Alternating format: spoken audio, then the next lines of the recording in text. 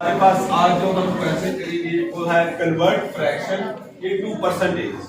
आप लोगों ने इस फ्रैक्शन को किसमें कन्वर्ट करना है? तो फ्रैक्शन को परसेंटेज में कन्वर्ट करने के लिए सिंपली आप लोगों ने उसे 100 से मल्टीप्लाई करना है। किससे मल्टीप्लाई करना है? 7/2 है, 7/2 को मैं मल्टीप्लाई बाय 100 कर दूंगा। ठीक हो गया। मल्टीप्लाई करके आप लोगों ने जो नीचे वाला नंबर है डिनोमिनेटर उसके साथ ही कटिंग कर देनी है। अगर कटिंग होती है तो ये देखें 2 1 दा 2 और 2 5 दा 10 0 आ गया। अब आप 50 को 7 के साथ मल्टीप्लाई कर दें। 7 0 0 7 5 दा 35। तो ये आपका परसेंटेज आ गया 350%। ये आंसर आ क्या किया हमने? सिर्फ और सिर्फ जो भी फ्रैक्शन होगा उसको आपने मल्टीप्लाई 100 कर देना तो आपका आंसर आ जाएगा। ये हमने कन्वर्ट करना है किसमें बोला? उसमें फ्रैक्शन में। तो मैंने आपको बताया था कि 350 को आप डिवाइड कर देंगे किसके साथ? 100। ये 0 0 के साथ किया। 5 2 दा 10 और 5 7 दा। तो ये देखिए 7/2।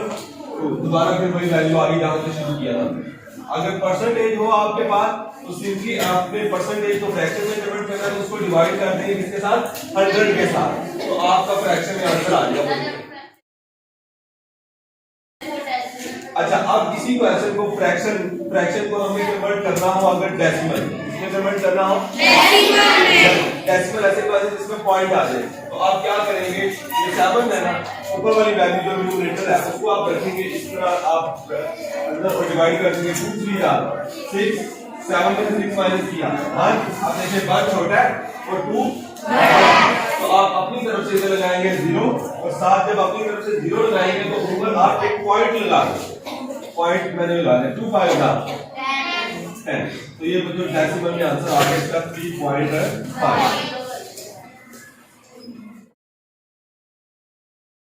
ठीक हो गया।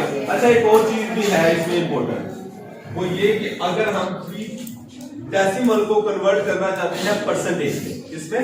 परसेंटेज। ये मेरे पास एक डेसिमल दिया गया मुझे, वो डेसिमल है 3.5। उस 3.5 को मैंने किसमें कन्वर्ट करना है? परसेंटेज।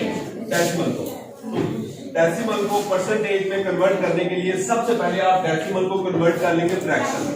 किसमें कन्वर्ट करेंगे? तो फ्रैक्शन में कन्वर्ट करने का बहुत आसान तरीका है। आप लोग क्या करेंगे? ये जो 1 है ना, 1 की जगह पे लगा देंगे ये, सॉरी पॉइंट जो है, पॉइंट की जगह पे आप लगा देंगे 1 और पॉइंट के बाद आपने देखना है कितने नंबर्स हैं। एक नंबर है तो एक 0 लगा। अब ये आपका खत्म हो गया पॉइंट। अब ये वैल्यू बन गई 35/10। ये वैल्यू बन गई। अब आपको पता है इसको आगे जब फ्रैक्शन में कन्वर्ट करना हो, परसेंटेज में कन्वर्ट करना हो तो सिंपली से किससे मल्टीप्लाई करेंगे? 100। मल्टीप्लाई 100 कर दिया जरा, 0 0 के साथ कैंसिल, 10 को 35 के साथ मल्टीप्लाई किया 350%।